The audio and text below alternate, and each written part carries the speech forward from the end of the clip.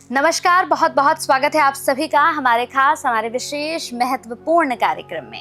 मैं आप सभी के साथ हूं कंचन। दर्शकों, हमेशा आप सभी के सामने मैं कई अच्छी वीडियोस लेकर आती हूं, कई अच्छी बातें लेकर आती हूं। मेरे साथ जो खास मेहमान होते हैं उनसे भी अनसुलझे कई सारे सवालों को मैं पूछती हूं जो आप लोगों से जुड़े होते हैं। आज हम अपने कार्यक्रम में बात करेंगे कि माँ बगलामुखी की साधना आप कैसे कर सकते हैं। आपके जीवन में भले ही बहुत सारी समस्या चल रही हो, बच्चे आपकी बात नहीं मान रहे हैं, पति आपके साथ बिल्कुल खुश नहीं रह पा रहे हैं, या फिर आप अपने गृहस्थ जीवन में खुश नहीं रह पा रहे हैं या रह पा रही हैं, किसी भी तरह की कोई समस्या हो, हर एक समस्या का समाधान आपको इस कार्यक्रम में मिल जाएगा। कैसे? इस कार्यक्रम को पूरा देखकर जाइएगा। मेरे साथ इस कार्यक्रम में माँ बगलामुखी के परम साधक महाराज भरत जी हैं। भरत जी, बहुत बहुत स्वागत है आपका। जय माई की। भरत जी, बहुत महाराज श्री, बहुत सीधा सरल सा मेरा एक प्रश्न है आपसे। माँ बगलामुखी पर हमने बहुत सारे वीडियोस किए हैं, बहुत सारे हमने कार्यक्रम किए हैं, लेकिन आज मैं आपसे जानना चाहूंगी कि भैरव कितने प्रकार के होते हैं। इनके बारे में मैंने बहुत सुना है। माँ बगलामुखी की साधना में इनकी पूजा को अनिवार्य क्यों माना गया है? 8 तरह के भैरव होते हैं।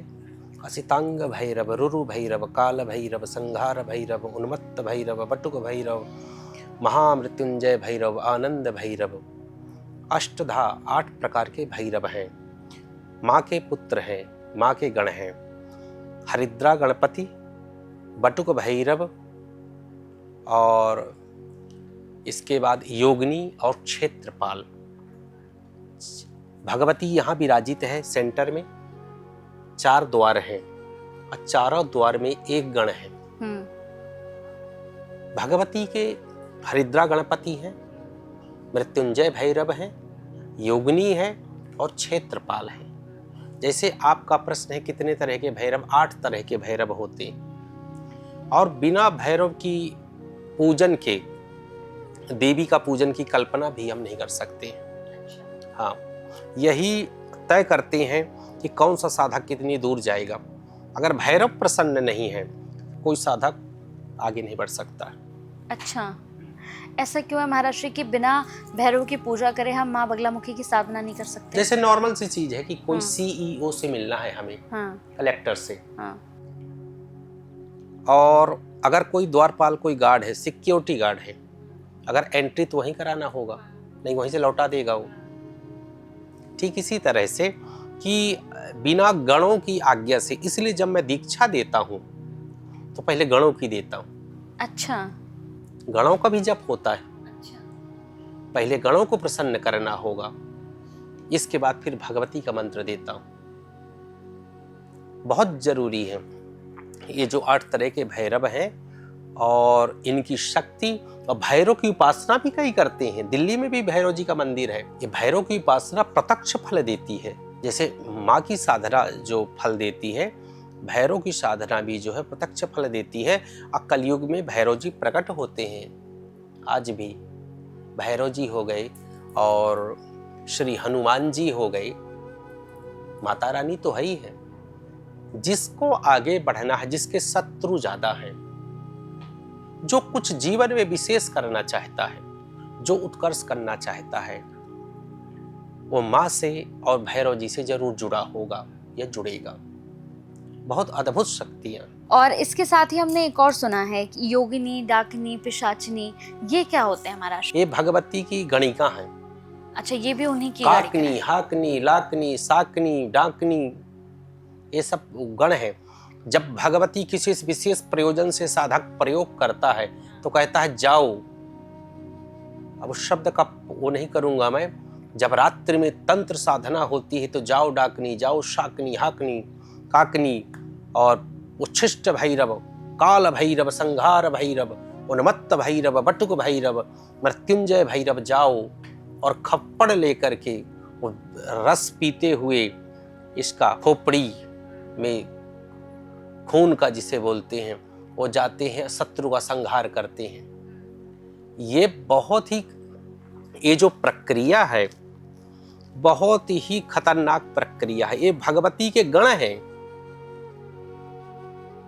कभी शमशान में रहते हैं, कभी ऐसी जगह में रहते हैं रूह कांप जाए। ये जब बहुत ही रहस्यात्मक वो चीजें हैं जो साधक होते हैं। जब समाज के लिए कोई ऐसा व्यक्ति हो जाता है कि इसका हटना जरूरी है, तब इनका वाहन किया जाता है। योगिनियों का और काकनी, डाकनी, साकनी, भैरव जी का ये जाते हैं और संबंधित शत्रु का विनाश करते हैं। उनके गण है पूरा। भगवती नहीं जाती, गणों को भेजती हैं। ये गण टकराते हैं आपस में। इसीलिए तो भगवती बगलामुखी का कोई शत्रु, उसके साधक का कोई शत्रु नहीं टिक सकता, मैं गारंटी लेता हूं। माँ बगलामुखी के साधक को उपहार में कौन सी ऐसी चीज है महाराज श्री जो कभी लेनी नहीं चाहिए किसी से, कि ये अगर आपने ले लिया तो माँ ही नाराज हो जाएंगी? दो ही चीजें ऐसे इस मार्ग में सबसे बड़ी बाधक हैं। अगर आप जो है, जैसे मैंने पहले हमेशा निवेदन किया है, कोई पदार्थ की बात यहाँ नहीं है। अगर कोई पदार्थ, खाने पीने को चीज़ों को अगर आप ले लें, ये सब चीज़ें कर लें, तो उसमें कोई दिक्कत नहीं है। बस दो चीज़ों से आपको स्वच्छता, शुरू से मैं हमेशा कहा हूँ, अगर आपने स्वच्छता को छोड़ दिया और चरित्र को छोड़ दिया तो आपका सर्वनाश तय है। अच्छा। कोई नहीं बचा सकता आपको, अंत में मरोगे आप। कई लोग मुझसे प्रश्न करते हैं, महाराज जी कि हमारी गुरु तो माँ है और ये चीज़ है, वो चीज़ है, ये कौन से महाराज हैं, फिर यहाँ क्यों बसे हो, फिर ये क्यों करते हो। ये बता दूं कि मैंने विज्ञान और दोनों चीज़ों को देखा, जैसे आपसे बताया हूँ। सच्चा साधक हूँ, यूट्यूब से नहीं बना हूँ और न देख देख करके बना हूँ।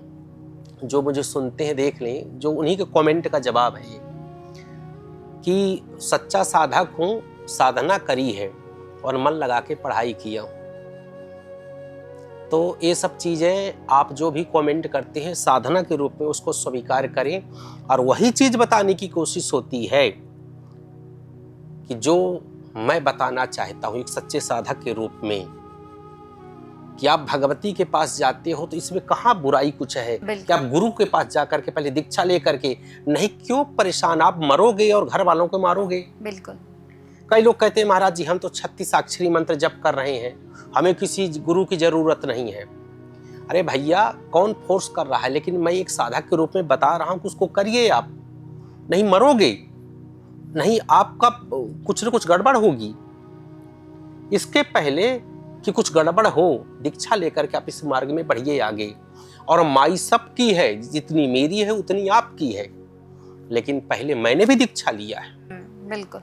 मुझे भी कई लोग मिसगाइड किए थे पहले कि ऐसे ही करो, कुछ नहीं है सब। मैंने गलती करी और जा कर के मैंने भोगा भी।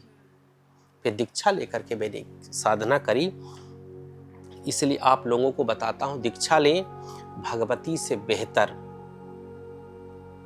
कोई मार्ग नहीं हो सकता है। सब कुछ प्रदान कर देगा। एक जगह में आपको सब कुछ मिल जाएगा। धन मिलेगा, पद मिलेगा, प्रतिष्ठा मिलेगी, शत्रु बाधा से मुक्ति मिलेगी। सब चीजें आप चाहते हो। कलयुग में तो और सब चीजें होंगी। धोखा वाले बढ़ रहे हैं, शत्रु बढ़ रहे हैं, तंत्र बढ़ रहा है, फैक्ट्री चल रही है, किसी ने तंत्र करवा दिया, फैक्ट्री बंद। किसी को अच्छा पद मिला तो कलीग जो है चिढ़ के मारे जाकर के तंत्र करवा दिया, पद गया उसका। ऐसी सिचुएशन में भगवती से जुड़िए आप। बार बार वीडियो में कहता हूं, बार बार भगवती से जुड़िए, दीक्षा लीजिए और खूब जप करिए और समस्याओं को भूल जाइए आप। कोई भी मेरे पास फोन आते हैं, जो आपने नंबर दिया है वो चल रहा है, तो बोलते हैं कई बार कि महाराज जी ऐसे ही सब चीज़ें हो जाती हैं, देश सेवा करो, वो सब चीज़ करो। ये देश सेवा ही हो रही है, ये समाज सेवा ही हो रही है। लेकिन जब आप कुंडली इत्यादि का विश्लेषण करवाते हैं, जब एक महाराज देखते हैं, जब कोई कार्यक्रम होता है तो उसके लिए सेवा भी होती है।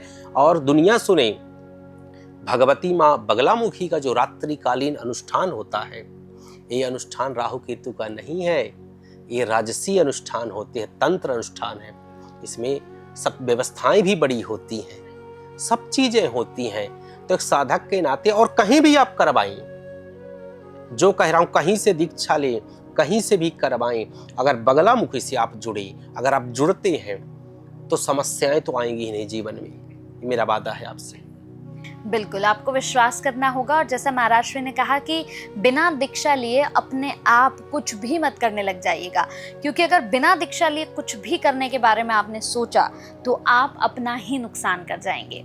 जीवन में बदलाव, जीवन में खुशी, मंगल चाहते हैं तो महाराज श्री से जुड़कर दीक्षा लेकर देखिए और फिर देखिए जिंदगी में सब कुछ अच्छा कैसे होता है। बहुत बहुत धन्यवाद महाराज श्री आपका, आपने अपना समय दिया। जय माई की।